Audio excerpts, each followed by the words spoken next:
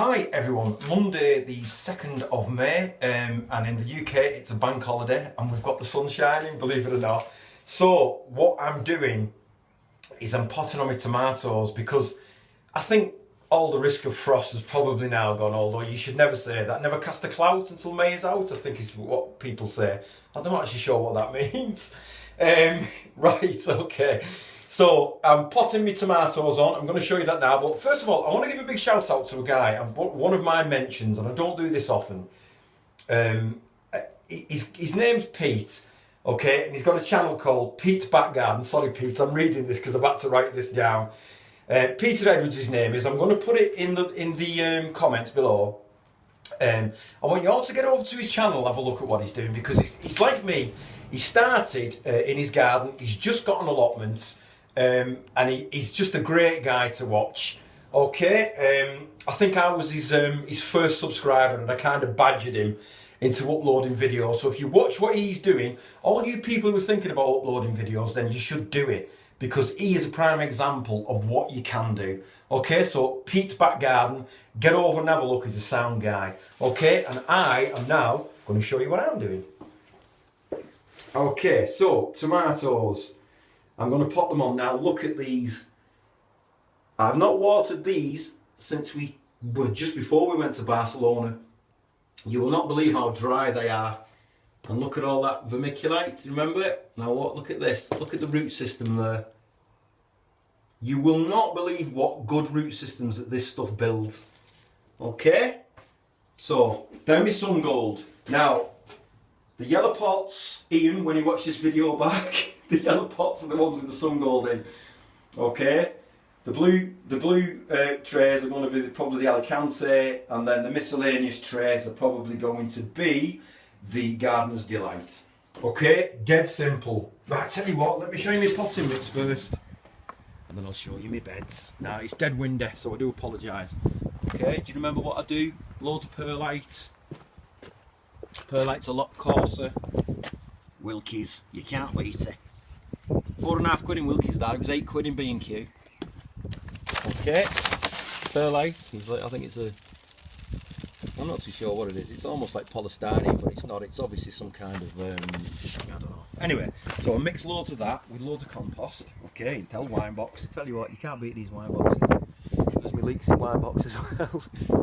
Okay, proper load of perlite in there. As you've just seen in the greenhouse, tomatoes need root aeration and this is what does it now. This is a lot coarser than vermiculite, the perlite, okay. So they're my pots ready to go, full of it. You can see how much is in. You know, it looks a lot, but that's what you've got to do. Okay. So, I potted these on. Now you can see how yellow they are. Struggling, it doesn't matter. Do not worry about it. Like I say, I reckon it's a good 3 to 4 weeks since I watered these. You don't want to water them a lot. You want the root system to well, look at that for the root system, you know what I mean? So straight in, bury it nice and deep. Okay, and then what you do, obviously push it down. I'm teaching my grandmother how to suck eggs here. Now then, remember if you're going to do it my way, that you need a good 1/2 inch rim at the top. Okay, because you're going to be watering through the top, but while they are young as they are, you only water through the bottom. Don't water through the top yet because you don't want that compost and perlite getting compacted. Okay, that's the idea with root systems on tomatoes. Right, so tomatoes, again, look at them. Dying for a drink and dying for a feed, but you don't do it. Don't be too tempted to keep feeding them. Okay, they're the beef steak tomatoes. They're going to go up at the allotment. Chilies. Ooh, we've got a wasp. Oh, it's a bee. Fantastic. That proves the weather's. These are called anthurium snapdragons. These are ones I've grown from seed. Celeriac, the king of celeriac. We've got loads of them. I'm doing a full bed of celeriac, and I've planted red kale and Nero di Toscana kale, which are going to go in them 2 beds with nets on. I'm going to use these beds here at home as well. Right, so to hear a word of this, I can guarantee you. Okay, time isn't firing yet. It's not, you know, there's no, I don't know if anybody knows anything about time. Am I a little bit early for it yet? But there's nothing on them four at all. Oregano is just coming through. You can see that at the bottom. Rosemary as always. Look at that fennel now. Sage is coming out. Chives are up. Tarragon. Look at that. Look at them for herbs. And look at these bad boys. My next door neighbour, Stephen, donated these off his runners, so I'm hoping for good things. Rhubarb. Still a little bit not thickened up yet. The one gooseberry bush that I saved, the other one's gone. I've dug another bed that's got loads of lilies in it. Okay, the lilies are coming through on this one. You can just see now.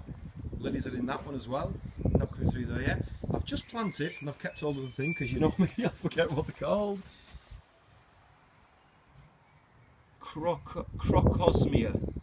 Crocosmia Lucifer. Okay, I've been told to plant them in there. It's a bit stony, that bed, and I built a little bed at the bottom.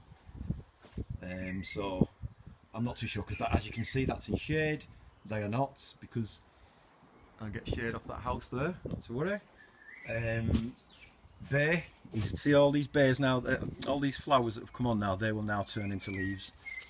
One of my proudest achievements. So yeah, 2 new beds there.